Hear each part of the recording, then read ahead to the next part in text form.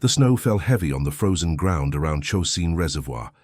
Corporal Kim Tae-ho pulled his coat tighter as he watched the white flakes cover everything in sight. His breath came out in small clouds that disappeared quickly in the cold air. The temperature had dropped so low that his rifle felt like ice in his hands.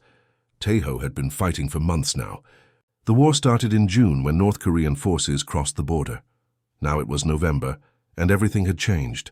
The Chinese had joined the fight just weeks ago, and nobody expected it. The UN forces thought they were winning. They thought the war would be over by Christmas. Now they were not so sure. He stood near a small bridge that crossed a frozen stream. The bridge was not big, but it was important. It was the only way for people to escape from the villages nearby. Behind him, families walked slowly through the snow. Old men carried heavy bags. Women held small children close to keep them warm. Everyone moved as fast as they could, but the snow made walking hard. Lieutenant Park came over to Tae-ho. His face looked worried.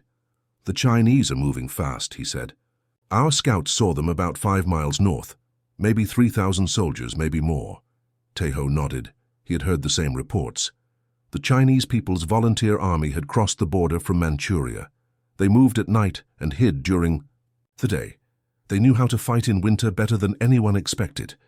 "What are our orders?" Tae-ho asked. "Hold this bridge," Lieutenant Park said. "Let the civilians cross. The main force is pulling back to better positions. We need to buy them time." Tae-ho looked at the bridge again. It was made of wood and metal, not very strong, but strong enough for people to walk across. If the Chinese took it, they could move their troops faster. If they destroyed it, the civilians would be trapped. An old woman walked past them. She carried a baby in her arms. The baby was crying, but the sound was weak in the cold air. The woman looked at Tae-ho with tired eyes. She said nothing, but he understood. She was asking him to keep her safe, to keep her grandchild safe. More soldiers came to help defend the bridge. There were only 12 of them total. Some were South Korean like Tae-ho. Others were Americans from the 2nd Infantry Division. They all looked cold and tired. They had been fighting and marching for days without much rest. Sergeant Williams, an American, set up a machine gun behind some rocks. "How many civilians still need to cross?" he asked. "Maybe 200, Lieutenant Park answered. "The village elder said they started moving people this morning, but some are old and move slowly." The wind picked up, making the snow blow sideways. Tae-ho could barely see 50 meters ahead. This was good and bad. Good because the Chinese could not see them either. Bad because they might not see the Chinese coming until it was too late. A young girl, maybe 8 years old, stopped near Tae-ho. She had lost her shoe in the snow. Her foot was turning blue from the cold. Tae-ho took off his extra socks and helped her put them on. The socks were too big, but they would keep her warm. She smiled at him and ran to catch up with her family. Contact. "Front," called Private Johnson from his position. He was looking through binoculars. "I see movement in the tree line." Everyone got ready. Tae-ho checked his rifle and made sure it would work in the cold. The metal was so cold it hurt to touch even through his gloves. He had learned to keep some bullets in his pocket close to his body so they would not freeze. The first Chinese soldiers came out of the trees slowly. They wore white uniforms that made them hard to see in the snow. They moved like ghosts, quiet and careful. Tae-ho counted maybe 20 soldiers, but he knew there were more hiding in the forest. "Hold fire," Lieutenant Park whispered. "Let the civilians finish crossing." The last group of families was on the bridge now. An old man with a walking stick moved very slowly. His wife helped him step by step. Behind them, a mother carried 2 small children. Everyone was quiet except for the sound of their feet on the wooden bridge. The Chinese soldiers stopped about 300 meters away. They were waiting for something. Maybe more troops, maybe orders. Maybe they were just watching to see what the UN forces would do. Tae-ho felt his heart beating fast.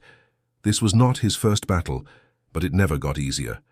The waiting was always the worst part, not knowing when the fighting would start, not knowing if he would live through the day. The old man finally made it across the bridge. The last civilian was safe. Now it was just the soldiers and the cold and the enemy waiting in the snow. Lieutenant Park raised his hand, ready to give the order to fight.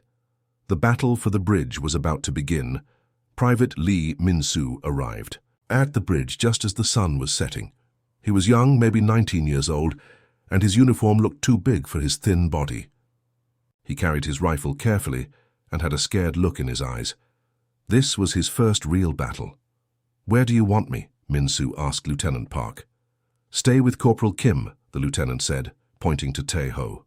"He will show you what to do." Min-soo walked over to Tae-ho's position behind a pile of rocks. His hands were shaking, but not from the cold. Tae-ho remembered his own first battle. Everyone was scared the first time. "Have you fired your rifle before?" Tae-ho asked. "Only in training," Min-soo said quietly. "It is different in real fighting." Tae-ho told him. "Stay low. Shoot only when you have a clear target. Save your bullets." About half a mile away, Nurse Park So-young was setting up a medical station in an old stone building. She had arrived with a truck full of medical supplies and 2 other medics. The building had thick walls that would protect the wounded from enemy fire.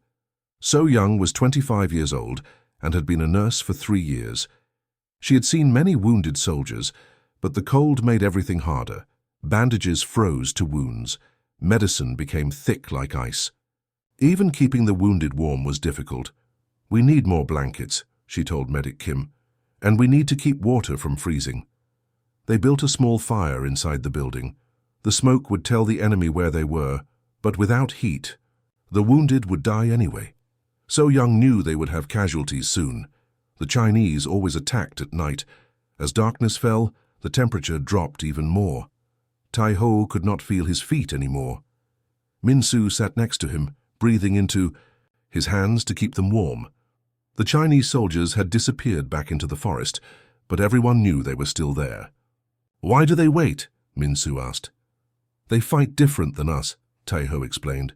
"They like to attack at night when we cannot see well. They use horns and whistles to scare us. They come in big groups." At 11 o'clock, the attack began. First came the sound of horns blowing in the distance, then whistles. The sounds echoed off the mountains and seemed to come from everywhere. Min-soo jumped at the noise. "Here they come!" Sergeant Williams shouted. Hundreds of Chinese soldiers ran out of the forest. They wore white uniforms and moved like shadows in the snow. Some carried rifles, others had only knives and grenades. They all screamed as they ran toward the bridge. "Fire!" Lieutenant Park yelled. Tae-ho aimed his rifle and pulled the trigger. The bullet hit a Chinese soldier in the chest. The man fell, but 2 more took his place. Min-soo fired his rifle for the first time in battle. His shot missed, but he quickly loaded another bullet. The machine gun started firing. Sergeant Williams swept it back and forth, hitting many enemy soldiers, but more kept coming. The Chinese did not seem to care how many men they lost. A group of Chinese soldiers reached the bridge. They threw grenades at the UN positions. One grenade exploded near Min-soo. He screamed and grabbed his arm. Blood ran through his fingers. "I am hit," he said. Tae-ho looked at the wound. It was not too bad, but Min-soo needed medical help. "Can you still fight?" Tae-ho asked. Min-soo nodded and picked up his rifle with his good arm. The battle continued for 2 hours. The Chinese attacked 3 times. Each time, the UN forces pushed them back. But each attack was stronger than the last. More Chinese soldiers joined the fight. The UN soldiers were running out of ammunition. During the 3rd attack, a Chinese soldier made it all the way to Tae-ho's position. The 2 men fought with knives in the snow. Tae-ho was stronger and won the fight, but he was cut on his leg.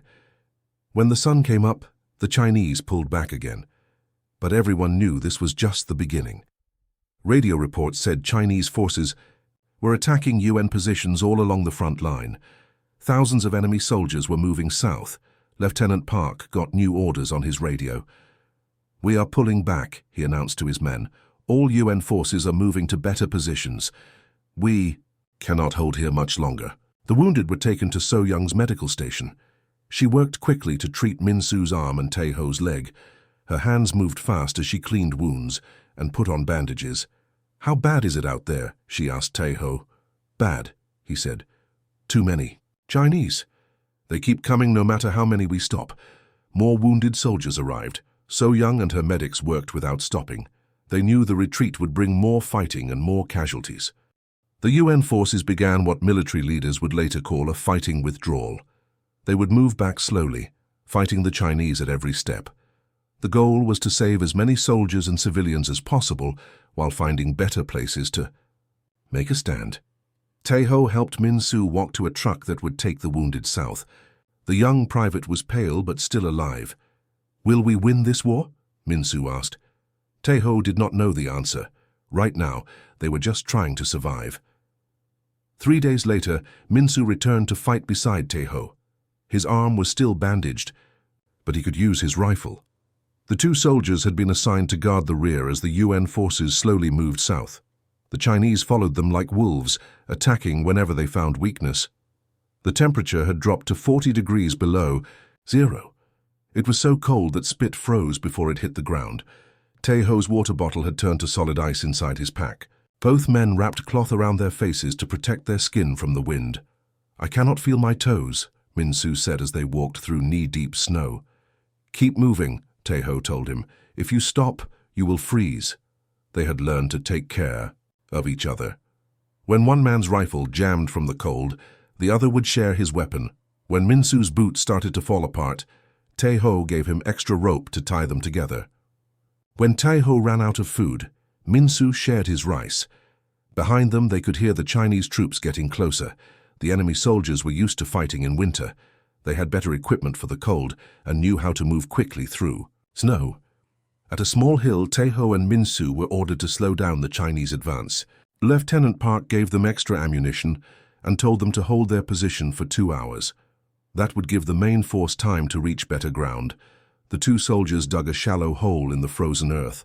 It took them an hour because the ground was so hard.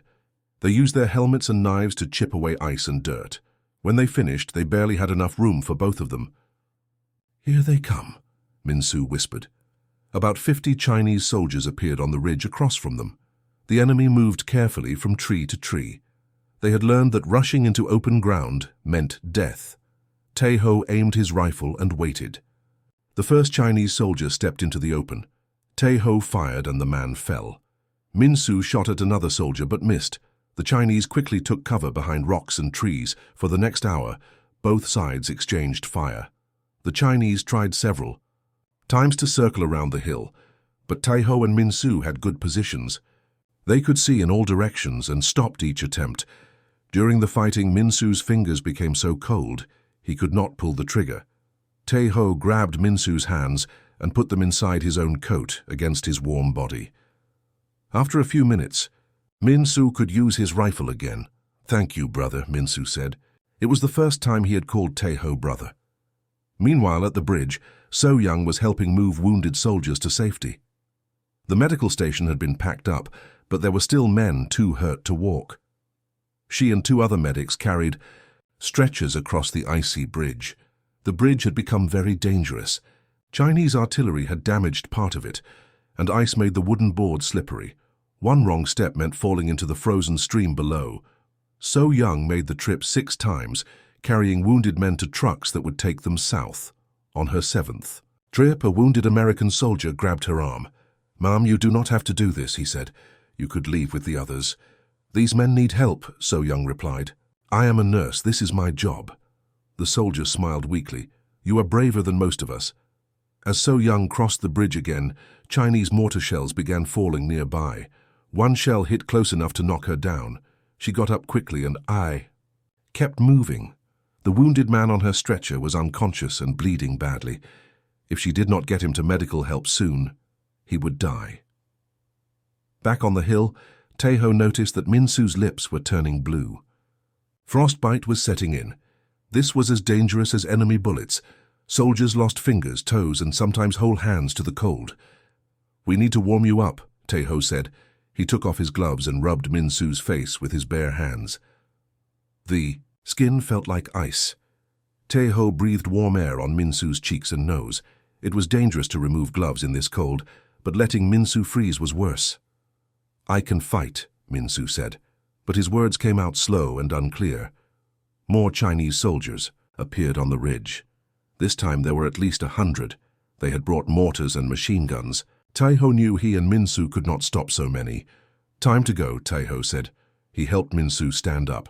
The younger soldier was weak from the cold and could barely walk. Tae-ho put Minsu's arm around his shoulder and half-carried him down the backside of the hill. Chinese bullets flew over their heads as they moved through the snow. One bullet hit a tree right next to them. Wood chips scattered in the air. Tae-ho kept moving, pulling Minsu along. They reached a small road where other UN soldiers were retreating. A medic looked at Minsu and shook his head. "Severe frostbite," he said. "He needs to get warm or he will lose his toes." Tae-ho helped put Minsu in a truck with other wounded soldiers. As the truck drove away, Minsu looked back at Tae-ho through the window. Both men knew they might never see each other again. The retreat continued south through the frozen mountains. 2 weeks after Minsu was evacuated, Tae-ho found himself back at a different bridge. This one was bigger and more important. It crossed a wide river that the Chinese needed to get their heavy equipment across. If the UN forces could hold it, they could slow down the enemy advance for days. The situation was desperate. Chinese forces had surrounded the area on 3 sides. Only the bridge offered escape for the remaining UN troops and the last group of civilians still trapped in the area. Lieutenant Park had been wounded in a mortar attack 3 days earlier. Now Tae-ho was in charge of the rear guard. He had 12 men left from the original unit. Most were wounded or sick. All were exhausted from weeks of fighting and running. "How much time do we need to hold?" asked Sergeant Williams. "Command says 6 hours," Tae-ho replied. "The last convoy of civilians should be across by then." But Tae-ho could see the problem. There were at least 500 civilians still waiting to cross. Old people, mothers with babies, wounded soldiers who could barely walk. At this rate, it would take 10 hours, maybe 12. So Young had set up her medical station near the bridge. She had refused orders to evacuate with the other medical staff. "Too many wounded still need help," she had told the evacuation officer. "I will stay until the end." Now she worked alone except for one young medic named Private Choi. They had 30 wounded men who could not be moved easily. Some had broken legs. Others had been shot in the chest or stomach. Moving them might kill them, but leaving them meant certain death. When the Chinese arrived, the first attack came at dawn. About 200 Chinese soldiers charged across the open ground toward the bridge. Tae-ho's men were spread thin along a line of rocks and fallen trees. They had limited ammunition and no heavy weapons. "Make every shot count," Tae-ho shouted. Over the gunfire. The machine gun jammed after 2 minutes. Sergeant Williams worked frantically to fix it while bullets flew around him. Without the machine gun, the Chinese got much closer to the bridge. A group of enemy soldiers reached the near side of the river. They threw grenades at the UN positions. One grenade landed right next to Private Johnson. The explosion killed him, instantly, and wounded 2 other men. Tae-ho saw Chinese soldiers running toward the medical station. So Young and her patients were in danger. He had to make a choice: stay and defend the bridge, or go help the wounded. He chose both. "Williams, hold this position," he yelled. "I will be back." Tae-ho ran toward the medical station with his rifle ready.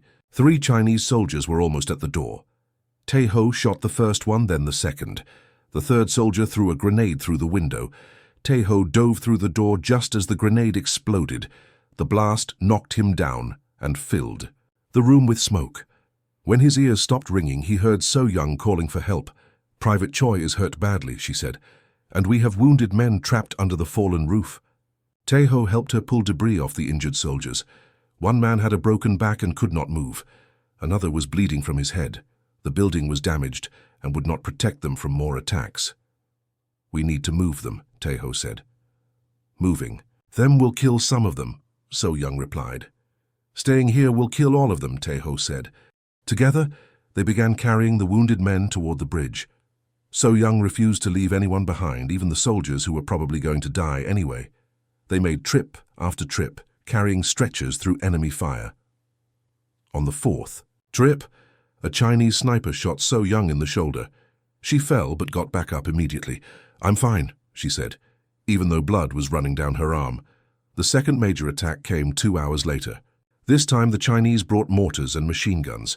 They had also moved troops to the other side of the river. The UN forces were now being shot at from both directions. Tae-ho realized they could not hold much longer. There were still about 200 civilians waiting to cross the bridge. Most were old people and families with small children. They moved slowly and needed help. "We need more time," he said into his radio. "No reinforcements available," came the reply. "Hold as long as you can, then destroy the bridge. Destroy the bridge." That meant leaving the remaining civilians to die or be captured. Taeho looked at the families still waiting. A grandmother was carrying a little girl who looked about 5 years old. A man with one leg was trying to help his wife, who was carrying their baby. Chinese soldiers were now less than 100 meters from the bridge. Taeho had 6 men left who could still fight. They were almost out of ammunition. The machine gun was broken and could not be fixed. So Young appeared next to him, still carrying wounded men toward safety. Her shoulder was bandaged, but she kept working. "How many more civilians?" she asked. "Too many," Taeho said. "Then we keep fighting," she replied. The final attack began as the sun started to set. Hundreds of Chinese soldiers came from all directions. The sound of their horns and whistles filled the air. This time Taeho knew there would be no retreat. The final battle at the bridge lasted until midnight. When the shooting stopped, Taeho found himself lying in the snow with a bullet wound in his chest. He was barely conscious, but still alive. Around him, the ground was covered with bodies from both sides. So Young crawled over to him through the darkness. She had been shot in the leg during the last attack, but she was still trying to help the wounded. Her medical bag was almost empty, but she used the last of her bandages to stop Taeho's bleeding. "The bridge?" Taeho asked weakly. "Still standing," she whispered. "The last civilians made it across 20 minutes ago. They had held long enough. The final group of families had escaped just before the Chinese overran their positions." Taeho closed his eyes and felt something like peace even though he was dying. But he did not die that night. American forces launched a counterattack at dawn and pushed the Chinese back long enough to rescue the survivors. Taeho and So Young were among 7 UN soldiers found alive at the bridge. The rest had died defending the crossing. 3 months later, Taeho was recovering in a military hospital in Busan. His chest wound had healed, but he walked with a limp from a piece of metal still in his leg. The doctors said he was lucky to be alive. Min Soo came to visit him. The young soldier had lost 3 toes to frostbite, but he was back on duty. He brought news from the front lines and letters from other survivors of their unit. "Do you know what they are calling it?" Min Soo asked. "Calling what?" "Our fight at the bridge. The generals say it was one of the actions that saved the UN forces from complete defeat. They say we bought enough time for 30,000 soldiers and civilians to escape the Chinese advance." Taeho did not feel like a hero. He remembered the men who had died: Sergeant Williams, Private Johnson, Lieutenant Park. Good soldiers who would never go home to their families. So Young visited a few days later. She wore a nurse's uniform and walked without showing any sign of her wounds. She had been promoted and was now in charge of a large military hospital near Seoul. "I have something for you," she said, handing him a letter. The letter was from the grandmother he had seen at the bridge, the old woman who had been carrying the little girl. She wrote that her granddaughter was safe and going to school in Busan. She wanted to thank the soldiers who had saved her family. "There are hundreds of letters like this," So Young said. "Families who escaped because we held that bridge, children who are alive because of what we did." The Korean War continued for 2 more years. There were more battles, more retreats, more advances. The front line moved back and forth across the country like a deadly dance. Millions of people died or became refugees, but the winter retreat of 1950 became a turning point. The UN forces had learned how to fight the Chinese. They had learned to work together despite coming from different countries. Most importantly, they had learned that sometimes retreat was not defeat, but survival. Taeho remained in the army until the war ended in July 1953. He fought in several more battles, but none as desperate as the bridge. He was promoted to sergeant, then lieutenant. Other soldiers looked up to him because of what he had done during the retreat. When the armistice was signed, Taeho went home to his village near Daegu. His parents had survived the war, though their house had been destroyed twice. His younger sister had married a soldier from the local militia. Life was slowly returning to normal. Min Soo also survived the war. He became a teacher and moved to Seoul. Every year on the anniversary of the bridge battle, He would visit the military cemetery where their fallen comrades were buried. He would bring flowers and spend an hour telling them about his life. So Young continued working as a nurse after the war ended. She helped establish medical schools to train more nurses and doctors. She never married, saying her patients were her family. She received many awards for her service, but she kept them in a drawer and rarely talked about the war. 30 years later, in 1983, the three survivors met again at a ceremony honoring Korean War veterans. They were older now, with gray hair and grandchildren. The war seemed like something that had happened to different people in a different world. "Do you think it was worth it?" Min-soo asked, as they stood together looking at a memorial wall with thousands of names. Tae-ho thought about the grandmother's letter, which he still kept in his wallet. He thought about the children who had grown up to become doctors, teachers, and parents because they had lived through that terrible winter. "Yes," he said finally, "it was worth it." The Korean War had ended without a clear winner. The country remained divided, and families were still separated, but the people of South Korea were free to choose their own future. That freedom had been paid for with the blood of soldiers like those who died at the bridge. Their sacrifice had meaning. Their courage had made a difference, and that, Tae-ho believed, was enough.